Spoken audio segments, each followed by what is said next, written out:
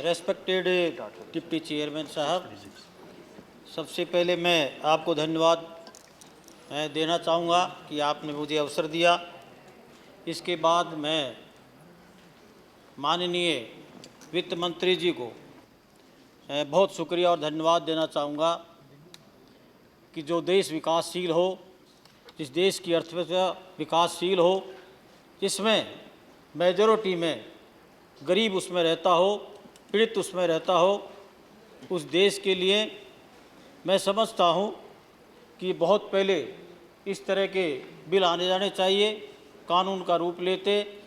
तो शायद देश की अर्थव्यवस्था में वो बहुत वृद्धि में सहयोग होता। तो मैं आज जो आपने इस तरह का प्रस्तुत किया, बिल किया, उसके लिए शुक्रिया अदा करता हूँ। और धन्यवाद तो हमारे सभी यहाँ बहुत ही अनुभवी सांसद हैं, उनको भी है कि वो भी सहयोग दे रहे हैं, क्योंकि बिल के बारे में बहुत कुछ बता दिया गया है और समय भी मेरे लिए कम ही होगा। उसको मद्देनज़र रखते हुए आज जिस तरह का ये बिल बेनामी property transaction prohibition amendment bill 2015 जो इंट्रोड्यूस हुआ और पारित हुआ है, सबसे बड़ी विशेषता मैं समझता हूँ कि 1988 से जो बिल चला, उससे पहले निश्चित है कि देश के अंदर भ्रष्टाचार, काला धन और लोग बहुत पीड़ित थे, परेशान थे। मैं समझता हूँ कि इस सोच के लिए इस संसद ने चिंतन किया और बुद्धिजीवी और देश के व्यक्तियों ने मांग की और उसका वो इंट्रोड्यूस करने की कोशिश की गई और एक ऑर्डिनेंस 19 मई 1988 को जारी किया। लेकिन चूंकि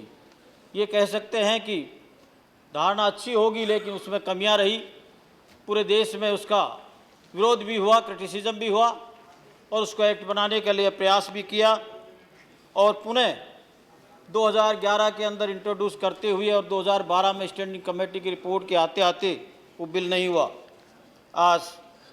अभी मैं यूँ कहूँ कि फिर दोबारा से 13 मई 1915 को लोकसभा के अंदर ये पेश हुआ और पेश होने के बाद में मैं समझता हूँ कि हमारे लॉ डिपार्टमेंट ने और कमीशन को रेफ़र किया, लॉ डिपार्टमेंट के, उन्होंने इसके एग्जामिन किया, एग्जामिन के साथ में उचित समझा कि स्टैंडिंग कमेटी ऑफ फाइनेंस को दिया जाए, गंभीर चिंतन किया जाए। जिस तरह का पहले बिल हुआ इस तरह की त्रुटियां नहीं जिससे कि ये देश के अंदर लागू करने में दिक्कतें आए। उसके तहत सबसे पहले स्टैंडिंग कमेटी के माध्यम से फाइनेंस मिनिस्ट्री के रिप्रेजेंटेटिव्स को वेरियस जो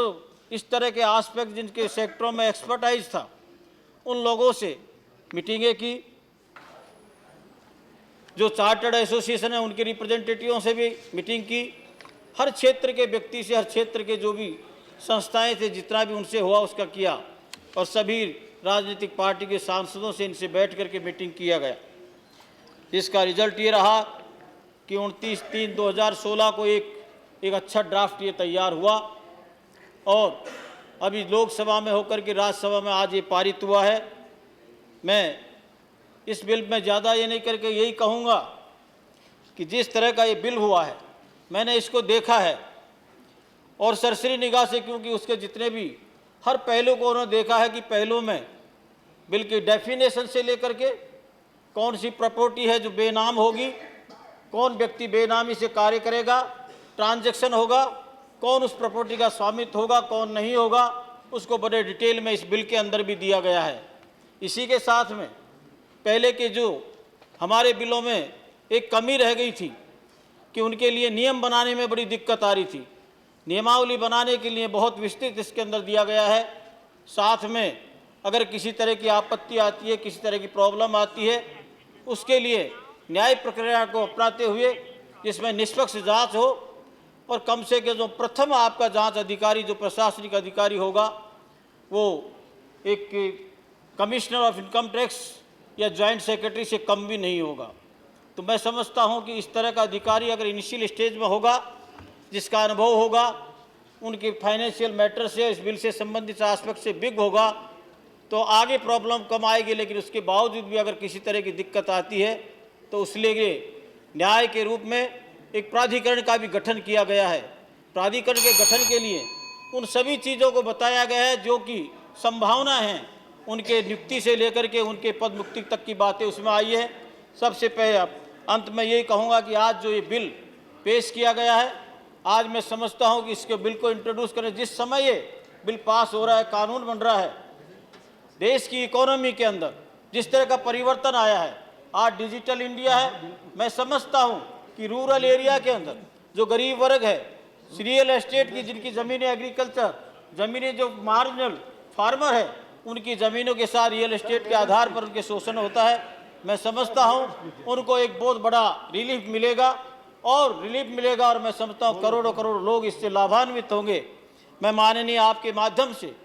ये बताना चाहता हूँ, क्योंकि मैं जिस समाज से जुड़ा हूँ, जिस गांव में रहता हूँ, मुझे मालूम है कि किस तरह से कालाबाजारी करने वाले लोग, सट्टे में लगाने वाले लोग उन गरीबों का शोषण करते हैं, जो टैक्स की चोरी करते हैं। देश को टैक्स नहीं मिलता और टैक्स को नहीं मिलता तो उन गरीबों की कल्याणकारी योजनाओं के अंदर विघ्न आता है, उसमें कमी आती है। गवर्नमेंट की मजबूरी होती है कि प्रॉपर इम्प्लीमेंटेशन बिना सोर्स के कैसे हो।